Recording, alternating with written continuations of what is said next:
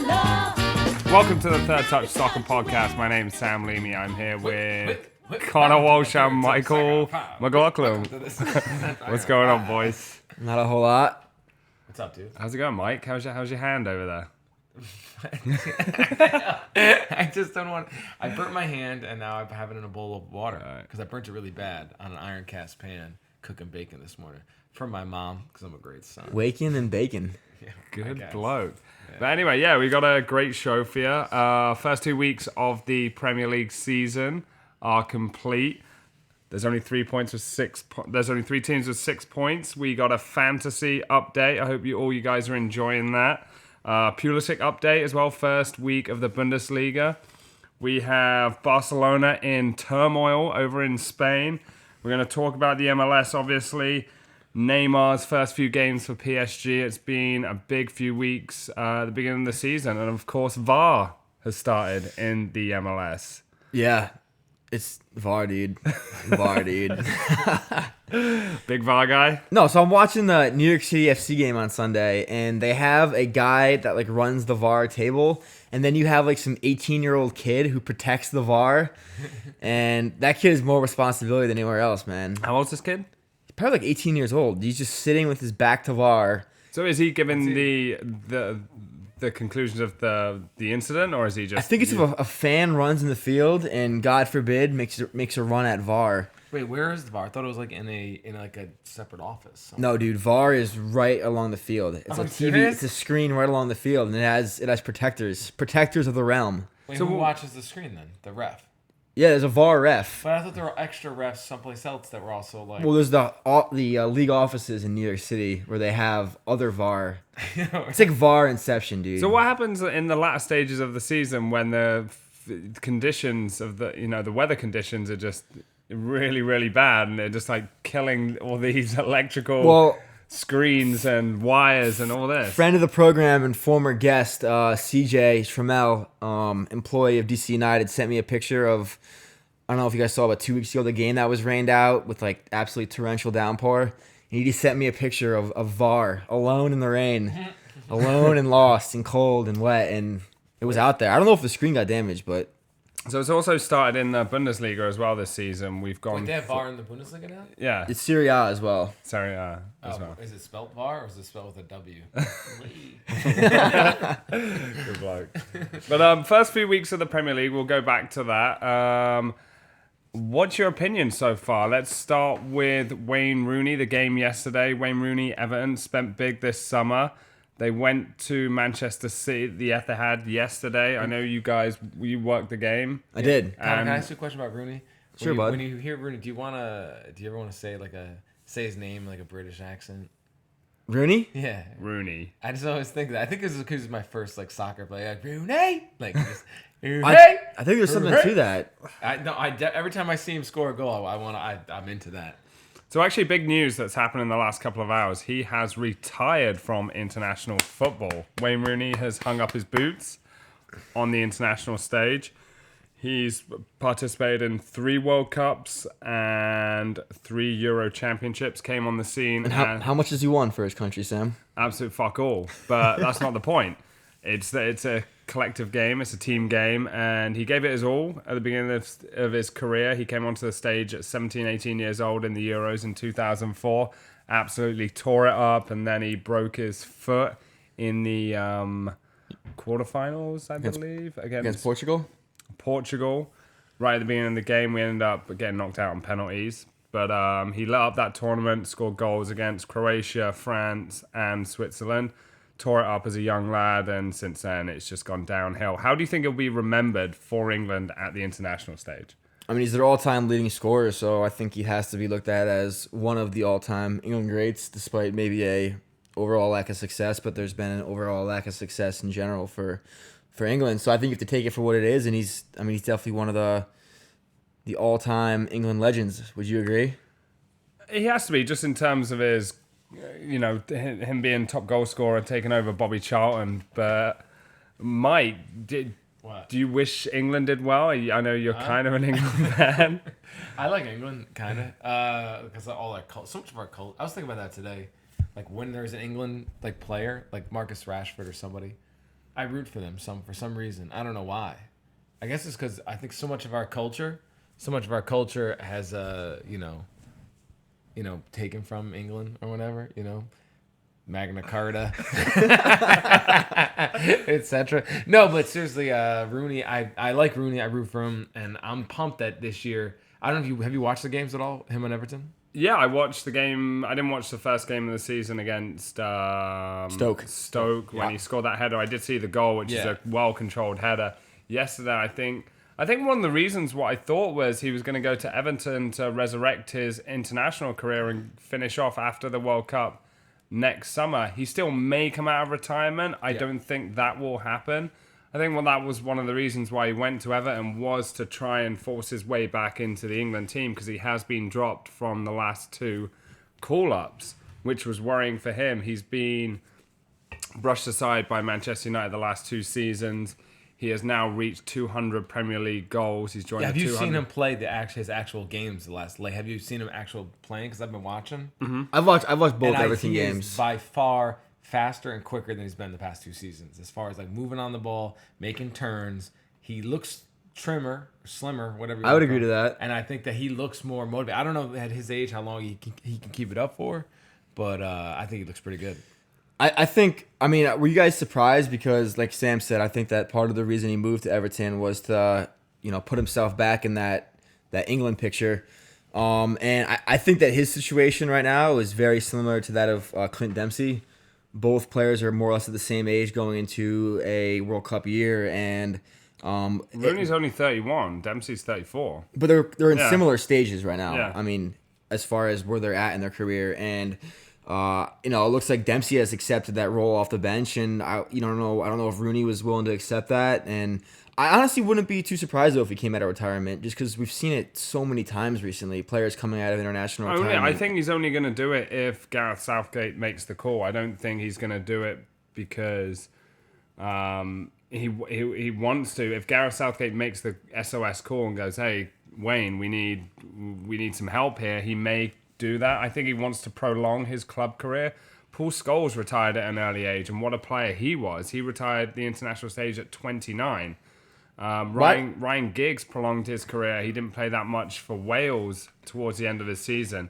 He played to, we all know, 37, 38 years old. Paul Scholes, again, played to like 36, 37. So why do you think it is that players will often retire from international before their club career? Just because it's so dependent on the World Cup as far as your club career that, I'm not going to wait 2 more years, I'll just retire now? Or that's what the thought process is? Well, I think as a player, you always want to win a major trophy with your country. Maybe Wayne's just looking at the players around and going, actually, we have no hope in hell of winning that World Cup, and that is definitely my last tournament. Maybe there was a chance at the Euros with the young team we had, but we all know what happened then. Absolute garbage. But well, what about it? Couldn't he be just doing this, saying I'm retiring from international football, till then be in a more position of power? If he has a great like 20 games stretch here, and England team starts to struggle, which they never do in qualifying. But agreed. They never do, but maybe there'll be like a call to bring him in as a striker. Maybe it gets a little bit of attention. But he's probably looking at the players around in the England team. He's got Rashford, Kane, Dele Alli, Lallana's, coming up. A lot of young players, and where is he going to fit in? And maybe he doesn't even trust the coach that's in place right now in Gareth Southgate. I'm not a big fan of him, and he has been dropped, and he's probably taken that to heart by, being dropped by the England team, the captain, the top goal scorer. I know he's been brushed aside by Jose Mourinho in the last 2 seasons at the United, but even still, I felt he had something to offer for that England team if he was played in the right position. Yeah, I was kind of on the anti-Rooney train last year just because at moments he was so off the pace, and I think I remember a particular game against Watford last year where they had like a 3-minute long highlight video on Twitter of just nothing but mistakes, bad passes, bad touches, and I really thought it was like his career was done. And it looks like he's resurrected a little bit after his first 2 weeks at Everton with 2 goals now, but it still might be too soon to say. So I guess we'll have to see going forward. Well, let's talk about the first 2 games for Wayne Rooney and Everton. They look challenging outfit. They spent a lot of money this season. They've just bought Sigurdsson in from Swansea for £45 million.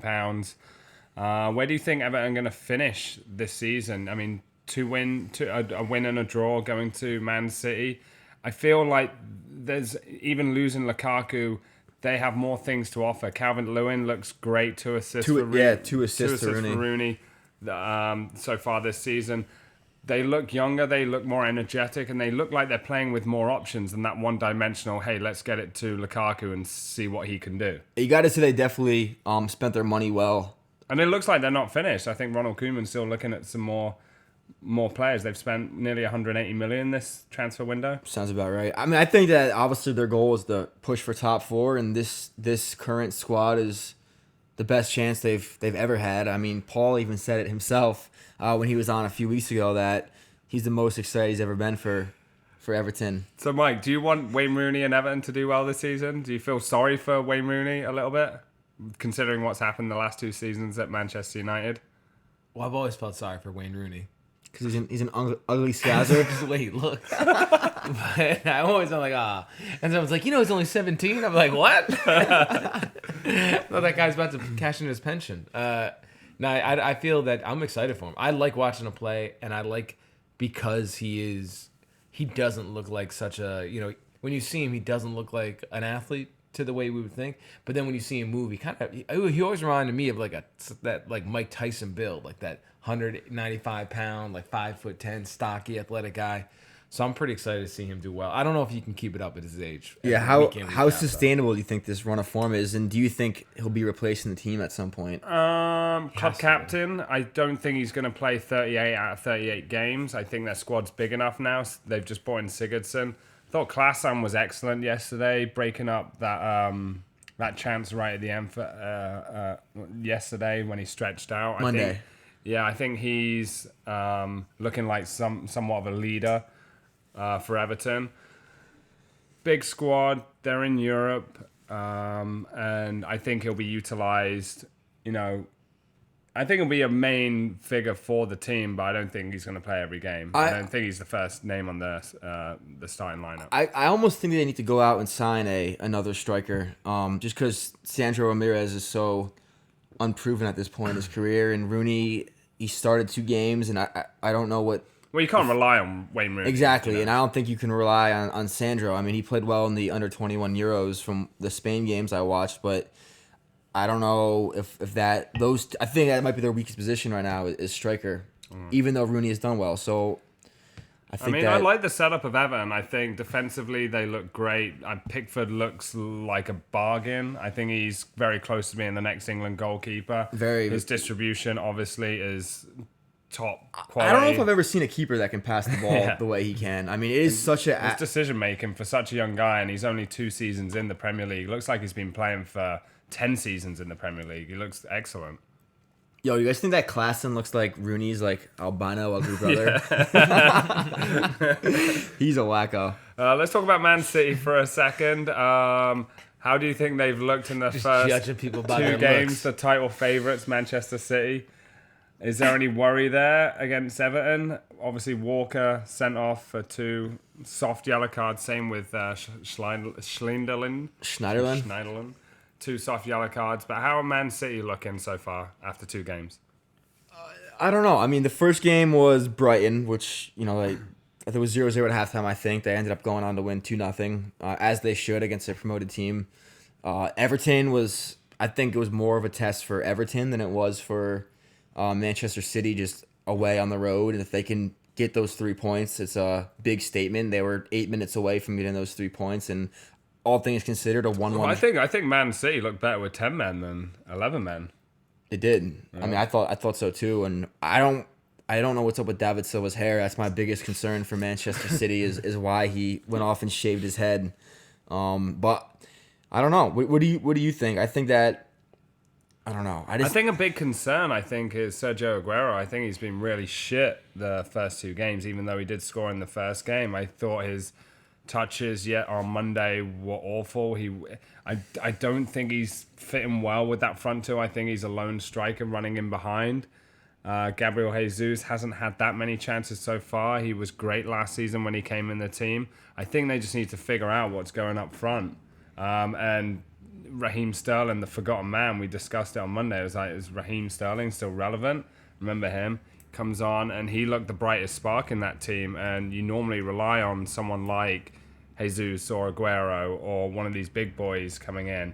But I think Aguero is a very concerning individual right now for that team. And I think that we've seen that coming throughout last year even, and I think a lot. How many times are Liverpool going to sing this song before it's just... So we're recording whilst Liverpool are about to kick off the second leg against Hoffenheim. How many times are they going to sing it, man?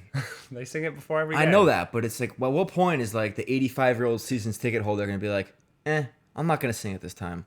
Anyway, I think that so much pressure is going to come on Gabriel Jesus, because if Aguero isn't scoring or isn't the same player, then he has to step up. And at times when he was healthy last year, Jesus was great for them. Yeah, I don't think it's a major concern right now, just because they have a lot of options. But a 1-1 draw against Everton, which they're, I wouldn't say should be winning with the amount of money Everton have spent. I think it's a good point for Everton. And it's an okay point for Manchester City. Yeah, and I think, like we said, I worked for that game. I spoke with a few Evertons afterwards, and it was one of those games you go into hoping for a point. The 3 points were right on the table, and fortunately they ended up just getting the draw with the late Sterling equalizer. But I mean, all things considered, it's been a good start to the season for Everton for sure. That's Mike. Don't you guys think that soccer fans that you're kind of like? So don't you guys think that soccer fans are kind of like you're almost like that, like, fuck, what do I want to say? The guy's like a forever bachelor and he has a girlfriend, but he's constantly like looking around for the newest girl. Because remember when Raheem Sterling came out with Liverpool, how awesome he was, and like, this guy, who is this guy? And then now he's just like Aaron Lennon or something. Yeah. It's just like, oh yeah, that's him, whatever. But you got to see this kid on Dortmund, Dembele, he's the guy. So you're comparing up-and-coming youngster excitement guy as having sex with a girl the first few times, and then it just is shit. Well, not shit, it's just like whatever. It becomes old. This isn't my life. But it becomes old, becomes like old hat kind of thing. Like, people, the soccer fans, are so excited about the new guy. Well, and if you don't become Messi, if you don't become this unbelievable player, they're just like, oh yeah, that's him, that's what he does. Well, part of that is the players just not living up to their potential. I mean, a girl is going to be the same for the most part. Unless she whacks on a load of weight, but... This is the misogyny section. Moving on. Anyway, we're going to talk about Arsenal in a second, but let's move on. I want to get back. I don't want to. Hold on. I want to say one more thing. You're going to get someone in trouble here. Well, yeah, because you're chiming in with when you date a girl and she gets fat. And you're like, who are you? Fucking Rooney? I'll still care about her. Yeah, I know. No, I'm not saying that. What I'm saying is it's bad. It's bad. We're all shitty. Fans are shitty, and that guy is shitty. You know what I mean? Yeah. Well, so are the players, though. Well, that's just expectation as a fan. Sterling's been great. Sterling's been who he is since he came out. Well, that's the thing. He's never progressed. At 18, he was sick because he was 18 He was and okay. sick. He was okay. Nah, he was pretty good that year at Liverpool. Well, he was playing with Suarez as well. That year was, dude, they were sick. They had the most like electric attack. He couldn't finish when he was at Liverpool. He would be fast, and everyone would go, "Holy shit, he's burning defenders!" Yeah. But he would never score. He would rarely score. He didn't need to. Another one. And we were talking about this with Paul Ross Barkley. When he came out, when he was hitting strikes from 30 yards out, you're like, oh, this guy, what's he going to do?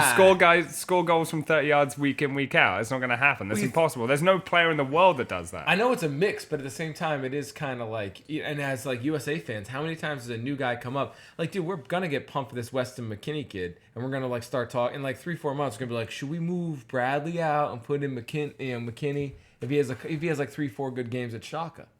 Yeah, you know what I mean? I don't know. I think a lot of it. You're gonna need more than 3 or 4 good games. All right. You need a whole season, and I mean it happens to a lot of players. But I do agree with you. The expectation of up and coming youngsters, it's like as soon as they show a bit of life, you expect that every week, and it's so hard to maintain that. That's why you see so many players fade out. And unfortunately, it looks like Raheem Sterling is one of those players. Could be. And isn't it just like human nature though? Like even your favorite band, their first and second albums are always their best, and it's always kind of shit after that. Yeah. You know what I mean? It's like that's what separates. Kings of Leon, their first album was great, and then they've just done nothing since. What about but the Killers have got better. They've progressed. Killers have gotten better? Yeah, Killers are sick. I don't know. That might just be... Anyway. Well, my favorite band was always Zeppelin. And like Zeppelin 1 and 2, people always say those are the best ones. I think there's better ones after, but Nirvana, the first 2 albums. Yeah. It's just, this third one was good too, but it's never as like good as that first, that first It's like Nas, Illmatic. Or Can't touch Illmatic. Exactly. Or the experience of listening to them or discovering them is the fun part. And then you're like, oh, that's their thing. They're good, but I need a new one. I need a new thing. Yeah. There's so many players that we're watching right now that are going to be in the Championship and League One, and Liverpool playing playing a more experienced team than they did at the weekend, but the team that they put out against Crystal Palace, there was players there. They're inexperienced. They're not going to get much playing time this season, but he used them at the weekend to reserve the bigger players for this game because the Champions League is way more important. But anyway, following on, Manchester United, 2 wins out of 2. 4-0 first game against West Ham, 4-0 against Swansea away. Are they the real deal this season? I think they're so much improved now than they've ever been since Sir Alex left, just with the overall style of play, but they are playing West Ham and Swansea. No disrespect to them, but these were the teams they weren't beaten last season. I know that, but I want to see them against a top 6 opponent first. I'm not getting carried away. Last season, I think they beat Bournemouth the first game of the season 3-1. Looked good.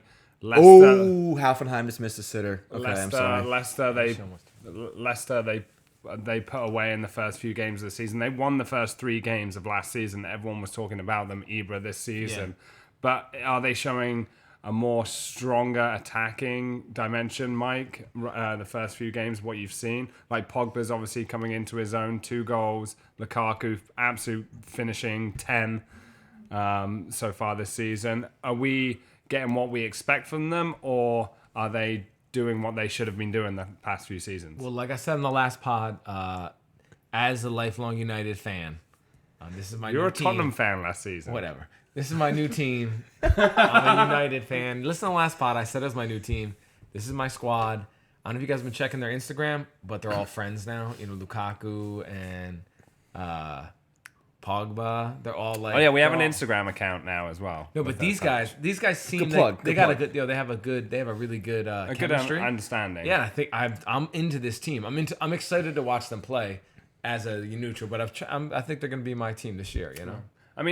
2 good wins, and they convincingly put away the 2 teams that were put in front of them. Everyone's talking about Pogba and Lukaku, but I think the guy that's played the best in the first couple of games, or kind of gone under the radar, is Mkhitaryan.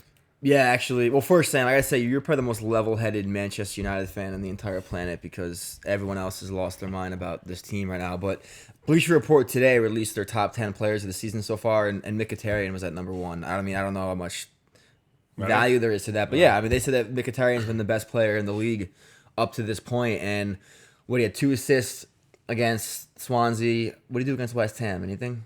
He had 1 assist against West Ham. And it's the way he's controlling the ball. And he last year I was disappointed for him just because he's a player that I like about how little time he got. And he barely started the first 3 months of the season.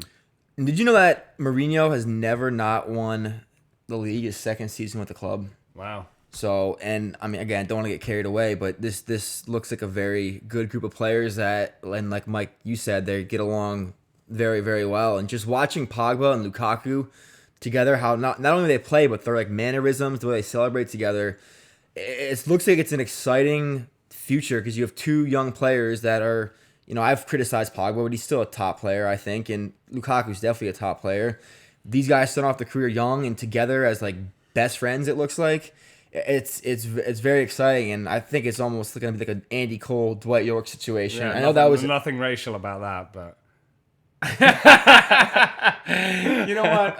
One time I remember when I see a white basketball player, I'm like, you remind me of Steve Nash, Larry Bird, Tony Kukoc, Rick Barry. This guy's like Jerry West. Things are going well for them now. I don't want to get carried away. Once they Whenever Connor sees black guys high five, he's like, they're best friends. Those guys are best friends. No, but I'm the one who said that. I've said nothing. I don't want to get carried away, but Mane's through on goal hit. No, he's not. He comes back on himself. Hey. Guys, we don't have copy. We don't have the copy. We don't have the rights to broadcast this game. Liverpool took a 1-0 lead. Oh shoot! It Yeah, might be the tie right there. yeah that's it. Emre Can. But One thing about Mkhitaryan, great name. Oh, there's nothing racial about that. Armenian, sick dude. Is he Armenian? yeah. No, I'm kidding. Well, if he is, well, even if he is Armenian, but his name Mkhitaryan sounds good. It's a good name. It's Not like only a have Game they- of Thrones kind of name. Not only have they scored 8 goals, Mkhitaryan. they've conceded 0, and with one of the best goalkeepers in the world at the back. Danny Blind looking solid, ousted Darmian. I mean, I don't think it's that hard, but it looks like he's more favourable in that left back position. Figuring out Bailly looks very solid. It's whether it's going to be a Rojo. Phil Jones played on Saturday. And then, of course, Valencia. It's kind of frightening. I see Valencia running down that right back, and he's just a machine. He looks like he's getting stronger every year. I saw him in person, man. He's Really? Yo, his thighs. Where'd you see him? I watched the USA Ecuador game like 3 years ago down at Red Bull. Dude, his thighs are so muscular. Oh, right. Like, no, but they also he's- he's just I think he's wide, dude. Like most of these guys are, he's probably like a 35-inch waist. You know what I mean? But he's all muscle, which is Yeah, I think he's turning 30 as well. He came on the scene in the 2006 World Cup, and I think he was a teenager or 20 then. But he's not super young. He's not super old, but he looks like he has an engine and a half on that right And hand side. I watched a couple Ecuador games in the last CONMEBOL World Cup qualifying cycle, and he's playing like an attacking role, more like a winger, and he's still like arguably Ecuador's best player, even at his older age in a more attacking role. He can do it all, man. He's just wicked versatile player. But moving on swiftly. and one thing, Rashford hasn't even really. He was killed great. it, yeah. He was great the first game. First game, I yeah. thought he offered a lot. He's been first bright. game. He has been. But as a United, wait, one more question. I'll let you go. Since we were talking about the racial thing, how do you feel, Sam, about like this team doesn't have any like boring white guy in the midfield? Well, they have Matic. Yeah, he's not. He's Spanish. He's like, you know. Matic is Oh, Serbian, no, Matic bro. is Serbian. My bad. I'm thinking of who's the other guy you got? No, who's the other guy you got? Herrera. Mata? Yeah, that's it. Yeah. But you know what I mean? United always have like Scholes or Fletcher or who's the guy they still were have? great. Who's the guy they have right now? Carrick. Is he still playing every game? Yeah, he's club captain. Oh, right. He's not even playing. I mean, it's going to be hard to get into that midfield with the quality we have. Tolkien, boring English donkey. Yeah. He's like receives the ball and goes passing to the right. But moving on, Arsenal, beloved Arsenal, won the first game against Leicester, exciting 4-3 victory on the Friday evening game, first game of the season. And then Lacazette goes to a cold Saturday in Stoke. He does. What happened? I don't know. I think that I just my own personal prediction as Mike wipes his burnt hand water on my face. I don't know. I thought that the first game was great. Team didn't play great. Leicester didn't play great either, for that matter. But I think, first game of the season, scrap out a win, and it was. I don't know if there'll be a more exciting game all season. Honestly, it was great. It was a great game. And second game though. Give props to Leicester as well. That first game. I thought For losing? Well, I thought they played great. They did play good. And they bounced back as well with a 2-0 win at home. Anyway. Yes, but Stoke. I mean, Arsenal's had their problem year after year there, and a lot of some personnel choices. Man, I'm just really once again Wenger being Wenger. I don't get. Rob Holding didn't play great the first game, but he's a young player that has played well. You just completely leave him out the squad. He's not playing players like he signs Kolasinac, who's been great. Doesn't play him in position. I struggle sometimes with what Wenger's done. Obviously a very disappointing loss on Saturday. And do you think this is the same old Arsenal? You look at the transfer window, and normally for teams of that caliber, I mean, are we comparing Arsenal to a top 4 caliber team? Someone who's got a team that's going to challenge for the title year in, year out? Probably, yeah, they've got to be a top 4, considered a top 4 team. As a team like that, you're expected like a gust in the transfer window, and it just seems like it was more like a a breeze. You know? Oh yeah, I mean Lacazette, good signing, and then they got Kolasinac, who's free. So in reality, they've spent between the two players, they've spent 60 million between two players. How excited are you for these players? Kolasinac is probably the best left back in the league. But it's a left back. I mean, taking nothing away from what he can do in that position, but excitement wise, I know Sanchez has been injured, but. I'm not gonna. No, it is more of the same. It is more of the same. I mean, I'm very excited by Lacazette. I'm excited by Kolasinac, but But now he knows, like Lacazette knows what it's like to go to these mid-level Premier League teams and, have all that home support against him and traveling to Stoke, West Brom. I don't think he probably knew that before he came. No, I'm. He may have been told about it by. This is the nicest it's ever going to be in Stoke this time of year. Yeah. He still scored a goal. His offsides was questionable. I don't know if I would have called that. I mean, it looked like his heel was off, so I guess technically he was. But to make that call was pure luck to get that right, I guess. So I heard they had 77% possession. He got it right, but he didn't mean to get it right. 77% possession was the highest percentage possession Arsenal have had since the Invincible season. Would you say that this though, Connor, that Lacazette, as I say his name, yeah, right? Lacazette, that he could be the leading scorer for the whole season, for the whole league, or the whole league? No, I don't know about. I mean, I don't know. He could be. Why not? But I think Harry Kane. You still have to give him that. I think it's gonna be Lukaku, but whatever. And talking about young players that were protégés, should we say, and who have phased out. Jesse Rodriguez, who is on loan to Stoke City from PSG, was Real Madrid wonder kid 18 months ago. A wonder kid. A little bit longer than that, probably 2-3 years. But years regardless, ago. yeah. But that's how long a season in football. He was traded to PSG for 25 million last season. Couldn't do anything in the first 6 months. Went on loan to someone. Where did he go? He did. I don't know off the top of my head, but and now Stoke have him. They're known for getting these. I wouldn't say washed up superstars, but washed up, young, formerly great youth players that have won the Champions League. But he kind of run Arsenal ragged for 70 minutes before he ran out of steam. I mean, he's a good player. He's only 24, and he has unfortunately dealt with a lot of injuries. I mean, his lack of playing time might not just be a lack of overall ability.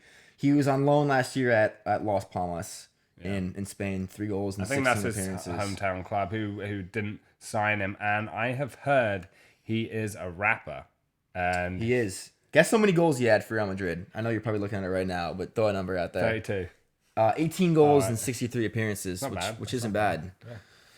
But yeah, he was apparently I heard Las Palmas wouldn't sign him because he's been sidetracked by his rap album, and he's really into his music. And I believe Mark Hughes in Stoke City allow him to do that. Download him on SoundCloud. Jesse Rodriguez. Okay, moving on swiftly. Tottenham Hotspur at home at Wembley. We predicted they might have an issue at Wembley Stadium. They didn't lose at White Hart Lane all last season. First game of the season, they go down to Chelsea 2-1. Marcus Alonso, masterclass. Former murderer, brace at Wembley. How do you be a former murderer? Current murderer, Marcus Alonso. I love it, man. I love that he killed 2 people and so do you think scores goals at Wembley. It's great. Tottenham, do you think they'll be okay at Wembley, or do you think this is a red light now? This is kind of warning signs, or do they just have to, as much as they say, and Pochettino's saying that it's not affecting his team, Wembley's Wembley, it's our home for this season, but obviously, last season, Dynamo Kiev, they lost at Monaco, they got destroyed at home. The quicker they get that out of the back of their mind, I mean, every team coming to Wembley Stadium are going to fancy their chances, right? You'd think so. More so than White Hart Lane. Oh, definitely more so than White. It's more of an open playing field. And I will say, Pochettino hasn't made excuses for his club, and he said that if we don't win here, it's our own fault. It's not anyone else's fault. I know they petitioned the FA to make the field smaller, but he says, we win on fields this size every week on the road, so why can't we do it at home? Yeah. And the stadium wasn't 100% sold out. The top rows were definitely empty, but I think it's limited to 70,000. I don't think they're opening It was it up. 77. I think. Yeah, I don't think they're opening it up. But any of the I mean, games. regardless of the few empty seats in the top row of the stadium, it was a very impressive atmosphere, and an atmosphere that you would think the players could get behind and win. And they didn't have a bad game on Sunday morning, but it wasn't enough to get there wasn't enough to get the 3 points or even a draw, and they looked like they were heading for a draw. Marcus Alonso, obviously, you say he's the best left back in the league right now. Mike, your former team that you're a fan of, Tottenham Hotspur. Harry Kane has never scored in the month of August. I know. I was reading about that. Yeah. What do you think it is? He's a fall guy. He likes the fall. Call it autumn. He needs in England. he needs autumn. He needs that cool breeze air. Maybe he likes run. Have the stamina to score. I don't know. He put one away on the first game, but he was offside. So I mean, I don't know. It's bullshit. That's a bullshit stat. Come on. All right. It's probably a coincidence. Yeah, but anyway. Well, how many times how many August has he played in? Like 3 or 4? Yeah, I mean, it's only half of August, but I think they're too good of a team to struggle at home. I think they'll make the top 4. I think they'll be there or thereabouts. I think Chelsea. I think Tottenham actually dominated the game, and Chelsea one free kick, and then the one Alonso. I think Lloris should have saved it. So another day, it could have been a different result. But surprise team so far. Only 2 other teams that have 6 points in the league is Huddersfield Town and West Brom. Huddersfield and David Wagner. How are they looking this season, Connor? I mean, their first win 3-0 at Selhurst Park. It's not easy to win at Selhurst Park for anyone. I mean, the bigger teams usually do okay, but I know Arsenal lost last year 3-0 there. It's not an easy place to win. It's arguably the best atmosphere in England, and that was a very impressive way to start off your season against a Premier League club. And then next week they beat Newcastle. How many caps does he have for the USA? Is it 8 or 10? 8 caps. 8 caps. Wagner's had 8 caps. Did he go to a World Cup? He didn't. He wasn't called up. He was like a Miles Joseph. Shout out Miles, local lad, friend of the program. But no, I think it's a good start for them. And Mouye from Man City as well, 10 million record signing for Huddersfield, Australian guy. He looks very good. I think he looks like a bargain. And he was on loan last season. Huddersfield had a great season. I got him in my fantasy. Really? Yeah. you got some points this week then. Mounier, right? Mounie. No, that's the striker. We're talking about bad. Aaron Moy. Mooy. Well, how's the striker guy? He's good too, He right? played okay, yeah. He's gotten me some points. I don't even know who I was picking. My bad. Talking about points and fantasy, if you have not joined our fantasy yet, you can join at any time in the season, but the code for our fantasy is, bringing up Twitter now. Might get a pen. You can write this down if you haven't joined already. Well, I thought it was, come on. Okay, if you haven't joined our fantasy, we are giving away a $50 soccer.com gift card at the end of the season. And Connor is bringing up the... I've had an absolute shocker. Yeah, I've had an absolute shocker. I'll give it to you later in the program. But talking about the fantasy, we have... Where are we? We're going to bring up the third touch. I'm actually up to 5th. I had a very good week this week, 53 points. But topping the table is former guest on the show, the Box Wreckers FC, CJ Trammell, down in DC United, Washington State, our capital. In second place, that's Salah of goals, Brian Norton.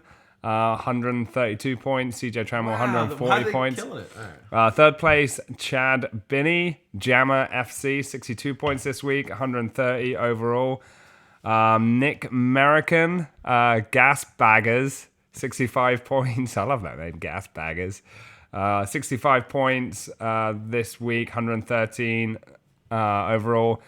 Team Jabroni, Sam Leamy, 53 points, 108 overall. Okay, let's go down. In 6th, right there he is, Mike McLaughlin, the Manchester United Tottenham fan. Puligods, 43 points this week, 104 total. And we're going down. 14th place, Klinsman out, Connor Walsh, 54 points, 90 overall. So you guys having fun with this fantasy so far? Yeah, I can't complain. I think I have a formidable squad, but I've been off to I guess a shaky start so far. Some of the top point earners this week: Chicharito, star man for West Ham, scored a brace at Southampton, even though they succumbed to a defeat. Mane, Lukaku again. Butland had a great game, obviously. Star man against Arsenal. Saved everything Arsenal threw at them. And yeah, any scouts for the next few weeks? Who do you think is going to accumulate some more points? Dude, I really struggle with doing fantasy just because I ended up picking like all Spurs players because I was just trying to get, I gotta be ruthless in this fantasy game, and I'm trying to win my own $50 gift card. But I don't know. I have trouble rooting for the players, just especially I don't the Spurs understand players. how to do it. I'll be honest with you. You shouldn't get players on the same team, right? Well, you're only allowed 3 on each team, and I've always played a 4-3-3. I You can wouldn't change your formation. Or you can go 3-5-2. Yeah. Oh, come on, son. No one told me that. I'm playing Well, a 4-4-2. Well, you can go a 3-4-3, which is it all depends. I don't know, but I normally go 4-3-3. I always get 3 strikers just because strikers accumulate more points. I don't really worry about the goalkeeper because it's not a primary position in fantasy. But yeah, that's my scouting report so far. I always do the hold on while I position my hand in this bowl of water. I always do the I thought it was like a midfielders that score the most points. Isn't that the way? I think so because they have a better chance. The little bit of research I did going into this season was get high scoring midfielders, which is why I got Eriksson and Dele Alli because they're. So the top players coming in this season: Chicharito, Pogba. No. That's the top transfers in this game. Yeah, in this game week overall for all fantasy players. It's just players picked up. Yeah, I know. That's what I'm saying. It's not the top players, not tops. I understand that. I'm saying the transfers in. Chicharito is number 1. I'm just giving a little scouting report here. Why are you flashing? All right, I thought you were talking about something else. Sorry, mate. Hesse is coming, which is weird. I don't think you can do that every week. Mkhitaryan as well. Paul Pogba. Players out. Walker suspended. Zaha injured. Salah, they've got him out. De Bruyne going out. Jamie Vardy going out. Team of the week this week was Butland Alonso getting a shit ton of points. I think he was the top point earner.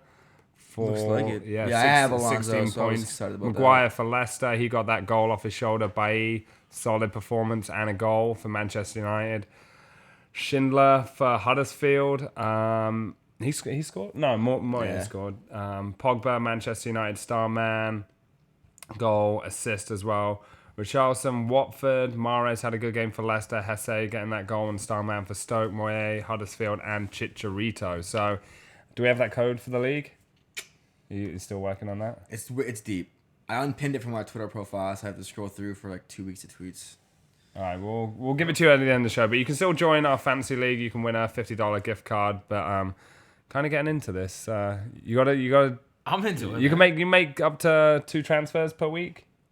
I have our code right here. Okay. Our fantasy code is 171-4353-411-295. You got that pen, Mike? What's up? Yeah, I got this. Okay, that's the fantasy update. We'll be more in depth next week, but on to Christian Pulisic in Germany. It's a Pulisic watch. In Germany, everyone. Okay. The Bundesliga started. This is a hell of a game, by the way. Hoffenheim just got a goal back. It's 3-1 Liverpool, 5-2 on aggregate. But all right, the Bundesliga started this week. Let me pull the mic. Let me tell you the Pulisic watch here. Christian Pulisic. We all know what's going on with Dembele. He's the superstar. He was the best player out of the 2 last year. He's going to Barcelona. Supposedly, Dortmund won't let him go. Barcelona tried to make the deal. Dembele doesn't show up for practice. Dembele's suspended. What's going on with Dembele? He's just not playing for anybody right now. Okay, he's just not there. He's just not there. So what happened is that Pulisic, who was already going to start anyway, all these games, now it looks like it's a guaranteed starting spot for the whole year. And he goes out there and scores the first goal of their entire season, and it was a beautiful ball played in. Clearance to Aubameyang, great touch. There's a little back and forth. Goes to Pulisic. He makes a move and then shoots between two defenders. I don't know how. I don't understand. Are you supposed to do that? I don't know. He took the shot early, should we say, and it wasn't blocked. It went through a body of players and it went in the far corner. Great finish. That's a great finish. Yeah. Can't take it away from him. And he played great. And then in the second half, he had an outstanding assist, perfectly slotted right to Aubameyang, who right when he scored, popped up and went and thanked Pulisic. Because, like, this kid, wow, America, wow. So is this the best scenario for Christian Pulisic this season with Dembele spitting his dummy out the pram and spitting his dummy out of the pram? I just ignore the weird British things he says. Oh, the pacifier. Oh, spitting his pacifier. Oh, because he's a baby? Yeah. I guess. I mean, I think Pulisic. Crybaby. I think it's bad for Dortmund because I think Pulisic with Dembele, with the team is so stacked if you have all those guys, especially with Royce coming back and was Goetze? I don't know. Goetze. He played. He played. He's the one that actually sent the ball, the assist to. Back. So as a squad and running deep in the Champions League, I think that's better. But moving that away, Pulisic. I was hyped on him all last year. I'm hyped on him more this year. I think there's a chance that. I mean, he could have a season with 20 goals, 20 assists, some crazy. He could put up some numbers. Is the fear not only Liverpool? Jurgen Klopp's a huge fan of Pulisic, and if Coutinho is on his way out to Barcelona, is the fear for Dortmund that Liverpool, not only Liverpool interested in him, but Bayern Munich, the team buys out, all Dortmund players are going to be slightly interested. I hope not, and I don't know if I could see Pulisic going there, just because I would be worried about his lack of playing time, and they've signed other very good, talented players who haven't seen the field and who have probably accomplished more than Pulisic, who haven't played. So out of his best interest in playing time, it's better if he stays in Dortmund, especially this year, a World Cup year. I think it's best if he stays in Dortmund. And if he wants to move, if he has a big World Cup, I could see his transfer value. We've seen players, their transfer values skyrocketing after a tournament. You think about James especially, he's probably the best example.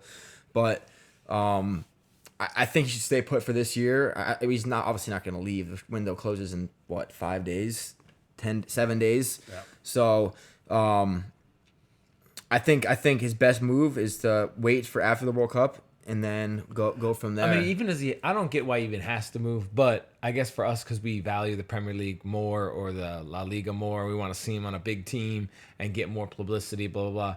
But American fans really still don't know this Christian Pulisic guy because they don't watch the Bundesliga that much. If he was on the Premier League stage week in, it is week shocking out, how many people that I run into that are soccer fans, casual, still are like, oh, is that the new American kid? Oh, what? I'm like, dude, he's already the best player we've ever had. Like, it's not close. What are you talking? I'm never like, maybe you can say he's not, but he's the most talented player we ever had. But I will say this, just to pull back a little bit, I don't know what he has done yet to be like 100% if he were to go to Liverpool or to United, that he would ensure that he gets a lot of playing time or even sees the field. I think he'll get a lot at Liverpool, and with their worries right now, they have a young team anyway. Yeah. And I think if he were to move somewhere, I think Klopp is probably the best. Yeah, and going back to Klopp as well. Yeah. Who's a huge fan. He's a huge fan of him. Huge fan. I would worry about him in England, though, with a different club, just because I think it's hard for American players to make it in England, and just especially a big club, a big player, a big expected player coming over to the Premier League, and all that, heavy weight thrown on his shoulders. Like, hey, okay, Pulisic, this is a real club now. I mean, not that Dortmund isn't. I'm not going to take anything, but this is the stage right now. You're going to be watched by more people around the world. You're going to be judged more. It gets bigger, but not much bigger. It doesn't. Well, I don't. That's the one thing I say about this kid. I don't think what I would say is that his mental acuity. That's the right word.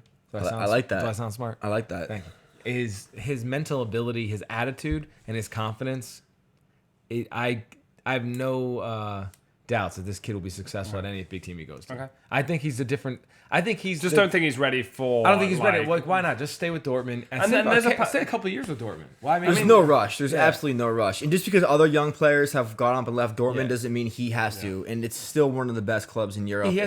Dude, he has the intensity and confidence. He has. Let's put it this way: he has more chance of winning the Champions League with Dortmund than he does with Liverpool. Oh hell yeah!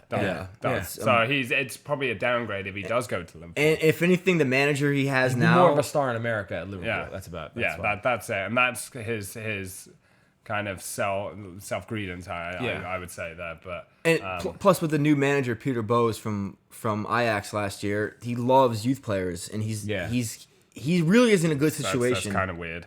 He loves young youth. I love youth. No, but if this is the thing, he was a huge Premier League fan, right? Pulisic. How do you know? Because I've read all articles. So he wants to be there. He wants to be. He does. I think he does. And I think if you were to go, I'm still 19 years old. If you would go, still 19. No, he's 18. 18 years old. He's 19 next month. All right. September 27th. Still a teenager. Did you guys hear about? Hold on. Wait. Oh, it's the same. Oh, same thing. It's the same. All right. Sphere. All right, let me hear the sphere. Julian Green out of Stuttgart. Oh yeah, he got dropped. Yeah, and Julian Green, the former Klinsmann prodigy. Fan who scored against Belgium. I mean, it's just going from bad to worse right now for young Julian. I remember being so excited when I saw on Twitter that Thierry Twellman announced that he was staying, or Bayern Munich was, whatever. He was playing for the United States, and I don't know. Well, what I was going to say about Pulisic was that if he goes to Liverpool and they do run deep into the Champions League, or they win the Champions League, he's a legend for the rest of his life. You know what I mean? You're going to be bigger in Liverpool and in America if you win at Liverpool than winning at Dortmund. My fear for that, if scenario, he goes to Liverpool, has a phenomenal season, wins the Champions League with Liverpool as a 19-year-old, it's not going to get much bigger than that.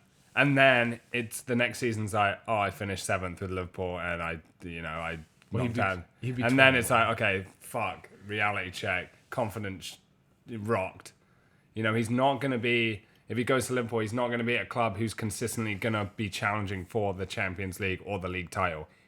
I don't know if he's not ready for that yet. No, we'll see. We'll see. 12 months. 12 months in football. I mean, last year when he started playing with Dortmund, even when he got in the squad, I was like, "Hey guys, he's playing right now." I texted and shit, and now I expect him to put up statistics and put up wins every single week. In like 2-3 months, when we look at when he goes to Bayern or he goes to his first Champions League group play, and he starts putting up tons of numbers. They're gonna start coming. They're gonna try to get him in January. Right. Okay, we're going to take a little break now, but we'll be right back with the MLS section. We'll round up with Barcelona worries, Costa and Dembele that we were just talking about, and Johnny Evans, his big transfer, maybe. Hey, a little bit of Neymar watch too. We'll see in a bit. Welcome back to the Third Touch Soccer Podcast. Mike's hand is still in... Actually, it's come out of the water. How's your hand feeling? It's feeling a little bit better. There you go. After that long break the listeners just had. The listeners like, wow, what a break. But now it's everyone's favorite section. It is the... MLS Major League Soccer Week 24. What? It's the MLS roundup, right? Section roundup. We haven't given it a name yet. I like MLS roundup with let's do it. Ready?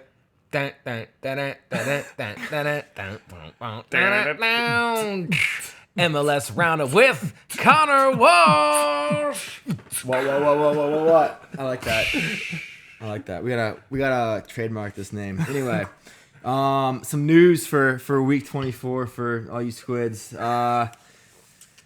Talented donkey Belgian defender from our beloved LA Galaxy, Jelle Van Damme, just decided to up and leave the club for no reason. His contract has been terminated. He was an all-star this year. It's a big loss for them. What a league where all-star just leaves and I'm like, who is it? Never heard of him. No, he's like, yeah, he packed his bags. He played for the All-Stars against Real Madrid? Yeah. The big, bald, tattooed donkey. Yeah, he just left the club in the middle of the season because they're struggling. And his contract's been terminated. He's just signed for Royal Antwerp in Belgium. Wow. Can't they hold him hostage for that? Isn't there? I don't know. He must have some personal reasons. They're gonna sue him, I assume. No. They've been like about it. They were like they made a little tribute video of him attempting to break people's legs and stuff. It was very sweet. It sounds like the Nigel de Jong video last year when MLS did like a montage of Jong just getting yellow cards and people was like, see you later. It was wicked passive aggressive. Shout out to the league offices and their pettiness. Miguel Almiron was called up by Paraguay for the upcoming South American World Cup qualifiers, and he's been sick for Atlanta, so maybe he'll be sick for Paraguay. Sick. Pablo Mastroeni was sacked. Oh, really? By Colorado. Yep. After being a semifinalist in the U.S. last year, they are currently second to last. They're actually level on points with Minnesota at the bottom of the table. For Timmy Howard. Yeah, they suck, dude. Did you see the own goal they gave up? Oh my gosh, Tim Howard could have done better. I thought. And you see YouTube the Colorado Rapids own goal. Tim Howard just not even. It wasn't his fault, but it was like old man stretch. Yeah, he was struggling. It was like casual, like, oh, I got this. Oh, wait, I'm old. Did you guys hear about the New York City FC stadium situation for the September 23rd game? I did not. So the Yankees had a game rescheduled due to rain. Yeah. And New York City FC had a home game that day, and they have been moved 3 hours away to Hartford, Connecticut. So they're playing a home game at UConn's football stadium. The Yankees? No, go on. The lads are. The lads are being shipped out to Connecticut. Rentschler Field, where the U.S. played against Ghana why recently. didn't they just change the time for either one? Well, the thing is you have to. The Yankees have way harder of a schedule to deal with, playing 5-6 days a week, and you can't switch the field over that fast. I'm sure it takes a considerable amount of work to. I don't know if you could do a day-night game. True. Yeah. So we'll just do like a 7 a.m. baseball game. What is the update with their stadium anyway? So actually, they've spent over $1 million lobbying New York City officials about a stadium site. Last week, the club, some officials visited a site in Queens, I believe. Okay. And I think for the club to maintain its identity, it has to be inside the city somewhere. Oh, it has to. The name is New York City FC. And they looked at a spot on Long Island. That's not going to work. The club is going to lose its image if they go that direction. And I mean, so they've been very lucky so far, at least when it comes to sharing with the Yankees. The Yankees haven't been great the last few years, so they haven't played in the playoffs. Yeah. And they haven't had a lot of rescheduled games, but now the Yankees are going to be in the playoffs, most likely. And it looks like New York City FC are going to be in the playoffs. Oh, for sure. Yeah. So it's going to be this relationship between the City Financial Group and the Yankees ownership might get tested right now because. And as someone, I live in New York. I live in Brooklyn. Oh, you live in Brooklyn? Oh, dude, you live in Brooklyn. Yeah, dude, I live in Brooklyn, and whatever. It's cool, but I didn't have any Brooklyn jokes, but the going to Queens, like if they're out in Flushing or something, I'm assuming that's where they were looking at. So I would imagine, yeah. It's just if it's not in, I think what makes NYCFC cool is that they play in the city, like actually in the Bronx. You take the train, you're right there. You can take the train to Flushing, it's good. City Fields out there. It's not the city. It's not the same as like in There's the no city. Space in the Bronx, which is the biggest borough, right? The Bronx is. Yeah, but the further you go up, it gets less and less in the city. But right where it is now is perfect if you had a field. I think there's some place on the west side that's available, but I think it's way too expensive, probably. Yeah, I don't know. It's going to be an interesting situation, and at least it looks like the club are trying to move forward. Yeah. They need it off 87. They need it off 87 because you need to generate the fans coming from out of the city. If you can whack it on the but that's upstate. I mean, that's Sam's just upstate. worried about how we get to the stadium. That's all he It's cares gotta about. be close to me. No, it could be. They could put it in. I mean, I think Brooklyn probably has a lot of spaces too. They could put it. I mean, you only need the 30. accessibility. I mean, you have to. It's got to be by a train station. Yeah. It's got to be by Long Island Railroad if possible. Their or Metro North. Their first priority is people traveling by subway and train. Yeah, commuters from outside the city will make it work having to go, but the club is based in the city. It has to attract city it's not fans. That much. It's not. You're not talking about a 75,000 seat arena. 25,000. Call it a day. Yeah, exactly. 30,000. Make it packed and have it be a tough ticket to get. And then you're good. I mean, you need as much space as you need for an arena, which for an arena all you need is a city block. So how much is a city block? In maybe even in like Astoria or something. I don't know. As unideal, or is it that's not the right word probably, but as not the situation at Yankee Stadium isn't great. It's not a soccer stadium. However, the novelty of going to watch a game in the city, it contributes a lot to, I think, the experience and the atmosphere and the people that it's drawn. You see hardly any Red Bull jerseys in the city. I see NYCFC all the time. Because it's accessible. They would lose the original fans that they have if they move out of the city as well. So that's I bring friends to the games and they're like, "This is fun," and they hate soccer. They make fun of it, but they have a good time. It's easy. New York City are never going to find a stadium, but if you want to round up the games this week, just one more piece of news. Today's Wednesday. The date of the final has been announced. It'll be December 9th. Wow, where is it? Depends on who was in the final. It's not only it could be Toronto again. That was a sick final. It was dope being in the cold like that. But so there is a full slate of games tonight. Not really a full slate, but a lot of games tonight. Columbus versus LA, DC versus Atlanta. The big one of the night is Dallas versus Houston, the Texas Derby. Toronto versus Philly, Real Salt Lake versus San Jose, Vancouver versus Seattle, another derby, and then Portland versus Colorado. The game there's actually a lot of really good games this weekend. Friday night is the New York Derby at Red Bull Arena. If it's half as good as the Derby a couple weeks ago, it should be up for good viewing. And Friday night at 7:00 is kind of a cool time for that. I'm looking forward to watching that. But Saturday, Sporting Kansas City versus Houston, top two in the West. Sunday, Montreal versus Toronto. Montreal is currently by far the hottest team in the league right now. Canada Derby. I was in Montreal this past weekend, actually. How was it? It was great. Yeah. It's nice. It looks like a fun city. 3 hours away and you're in France. But yeah, pretty much. But never been. And the support in that game, it feels the most European, I'd say. In those two games, you got dudes with their shirts off and looks like some legitimate ultras. They're not, but it looks cool.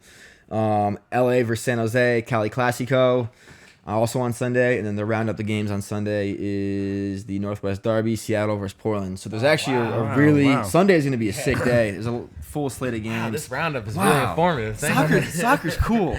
Really, so Portland's playing Seattle on Sunday, and they're also playing who tonight? They're playing Portland plays Colorado tonight. Oh, dope. We can do a Nagby watch if you want. Oh my god, I love Nagby. I can't get no Nagby, dude. Yo, who is the? What we should do with the MLS? Give us like a power rankings of the MLS. That's got to be out there somewhere, right? Yeah. There are power rankings. I mean, Toronto are number one. Toronto's number one. Didn't they officially clinch the playoffs? Probably. Yeah, I think they did this past weekend. They had a big game against Chicago last weekend, which they won 3-1. And that game winning that game pretty much secured them the Supporters Shield. The Eastern Conference has been the better conference this year as far as points tallied. Toronto's currently first in the East. So they're actually they're dominating. They've only lost 3 games this season. Yeah, they've only lost 3 exactly. New York City. So there's no. Our preview was like the winner's gonna have a 10-10-10 record. Nah, but they're good, man. They're playing real well as expected. But New York City's second in the West or East. Chicago's third. Red Bull's fourth. Columbus is. What's that? 5th, and then Montreal has just slipped into 6th. That's gonna be a tight race. And then there's some good teams, man, coming up in the bottom, right outside that playoff picture with Atlanta and Orlando. Atlanta's only 1 point out of the playoffs behind Montreal. It looks like DC United done. DC's done. Revolution. I mean, dude, anything can really happen. Yeah. With that bottom half of that conference, except for DC United. How about the Western? West. A little bit tighter race. Seattle is... Anyone can make the playoffs. Now, that's the MLS I know. I just looked at the thing. It's like 11, 7, 4. Anyone can win it. Anyone can win it. Honestly, a lot of people make the argument that it is the most exciting league because there is so much parity and any result can happen on any game because while there are some obviously stronger teams, it's a pretty evenly leveled league and you have to give... As ridiculous as the MLS is with their salary caps and all their rules and restrictions, it keeps it level, so it makes it interesting. But in the West, Seattle's on top of the conference with 40 points. Kansas City second, also on 40 points. Houston third with 37. Also on 40 points. Yeah, Houston's third with 37. Portland fourth with 37. Dallas has dropped. They've been cold the last few weeks. I think is that a post Gold Cup Acosta downturn for him? Yeah. You think? Has he done much for... The whole Dallas? team hasn't done much, not to put it all on Kellen Acosta, but Dallas is 5th with Diaz 35. is back. Like, he's playing. Diaz is back playing. I think he's been pretty quiet, though. And then Vancouver rounds off the playoff picture with in 6th place with 34 points. There's really only 2 other teams outside of the playoffs that have a chance. It'd be San Jose with 33. Wondolowski hit a milestone this past weekend. He did. 100 and something goals. Yeah, he's my least favorite soccer player ever, so I didn't even want to talk about it. He's but, carrying that team. Yeah, Real Salt Lake has 29 points in 8th place. So I'm sorry, Wondolowski. But the bottom part of the table, I mean, Minnesota has been... They were predicted to be bad, and they've been fairly bad, but they're only 1 point behind the Galaxy, which shows you how bad their season has been, man. LA Galaxy is, 6 wins, 12 losses, 5 ties. And they've got to be careful because they could lose a bunch of fans here. You know how bandwagon fans in America just jump ship. Well, it's and not they have a new team coming in. It's not just America. I would say LA specifically. I mean, and Mike McLaughlin, Tottenham to United within 6 months. I'm a United fan, guys. yeah, sorry to offend you, Mike. It's all right. But that should just about do it. Thank for you. Awesome. Want to just That was great. talk about Neymar real quick because he's the homie. Talk about Neymar. I just wanted to... we said we weren't going to talk about Johnny Evans, but he is projected to move to Manchester City for 18 million. Now, Matuidi has just gone from PSG to Juventus for 18 million. Where does this stand in the transfer realm of the English Premier League? Of the absurdity? Yeah. I think all things considered, looking at the nature, it's actually pretty reasonable, as sad as it is to say, but you know, with this current climate, it's Premier League starter. He's done well. He's a good defender. Is this why aren't people giving Johnny Evans the respect? I mean, he's been coached by Alex Ferguson. He's won titles at Manchester United. Let me tell you about fucking Johnny Evans. Is this because of the way he looks confused every time he sets foot on the field? He don't look too much confused when he's ruining a great American's careers, does he? What happened? Just a little bit of talk history. about it. Let's talk about the best player in the 2010 season, or was it 2011? I'm not sure. One of those seasons. Stuart Holden, killing it. First half of the year, #1 player in the league, voted by the players in the league. For the month of October. No, it was for the whole first half. First game. What do you mean first half of this? Who votes? Like what? The players vote. Like they went up to all the Wayne great Rooney's players. like, yeah, like who's your favorite? Then he's like, oh, Did that he Holden. Drogba, Frank Lampard, Steven Gerrard? Nah. Still, Stu Holden was #1 player's player. And then here's what happened. After I think it was the game after Boxing Day, Stu Holden scores a goal, whooping. You know, he was becoming the man. And then Johnny Evans went in and just broke his knee, and then the kid never recovered. Yeah, never recovered. And now the team get relegated. It was even more devastating. Just talk about Stu for a second. Was in that Gold Cup when he came back healthy after a while being out, and then just did his knee in again. Yeah. The Do you think first game he played. He's sitting behind that desk on the panel. He works for Fox, right? Yes, sir. And you think it's like he doesn't have a knee. Behind that His leg is just like sticking the other way. Yeah, we haven't seen him stand up since. Stuart- Johnny Evans, this is a smart move for Manchester City, right? Someone who's experienced in the Premier League, who can jump right into the team and can give Stones the guidance he so desperately needs.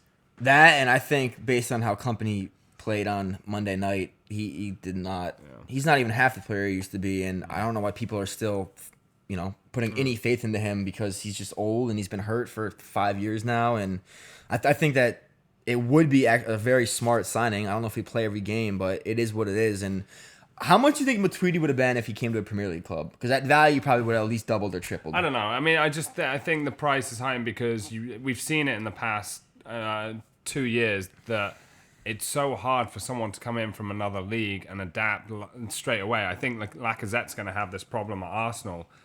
We've only seen a handful of players that have jumped into the Premier League, a Drogba, Van Nistelrooy, people in the past that have come from a foreign league and excelled. Someone like Matuidi coming over, yes, he's a good player. Is he a world-class player? No. He's a good player. He's gone to a good club, a great transition for him.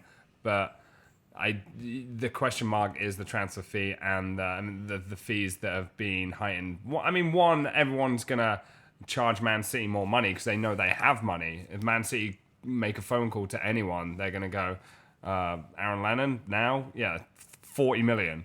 They're just going to do it. Talking about high-end transfer fees, Neymar is looking like a bargain now for Paris Saint-Germain. Yeah. 2 games under the belt. 3 goals and 3 assists, and the whole team looks great. Obviously, they're probably the strongest squad in League One. I've watched both of their games now, and they are. Wait, is it called League One or League? Ligue 1. Ligue 1. Yeah. Yeah. Oh, you went to Montreal? Sick, dude. You can speak French now?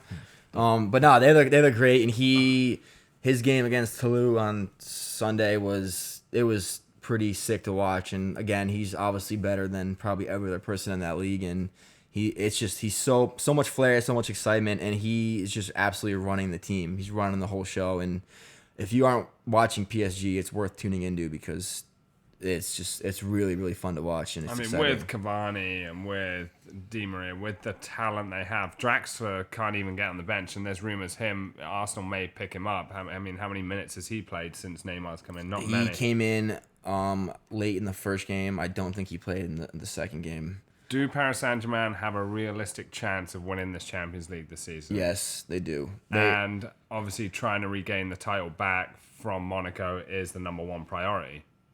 I think that they're more concerned with the Champions League, honestly, because they've won the league. They've won the cups domestically. They need to push on in Europe, and this season they have the best team they've ever had, regardless of Neymar.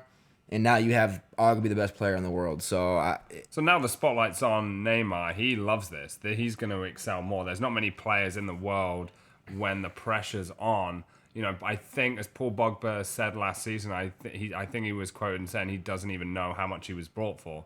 I think the pressure of that transfer fee weighed on Pogba's shoulders. That's why he didn't produce last season. One of the reasons why, but Neymar has gone for a world record transfer fee, and it just seems like he just doesn't care. I think that Neymar is just a rare breed where he wants to be the most marketed player in the world, and he wants to have every camera on him, and he performs better when it's like that. I mean, I don't think he had any more. The most pressure he's ever had in his career was him playing in the World Cup in Brazil for Brazil. Still ripped it up. Absolutely ripped it up, and unfortunately he broke his back, which was really sad to see. And it's just he loves it. He wants to be in the spotlight, and there's no one really else that. I mean Ronaldo but it kind of makes sense now that he needed to get out of Barcelona to absolutely to become a better player. Yes, and people that are like, oh, shouldn't have left Barcelona. I get your argument, but he wants to be the best player in the world.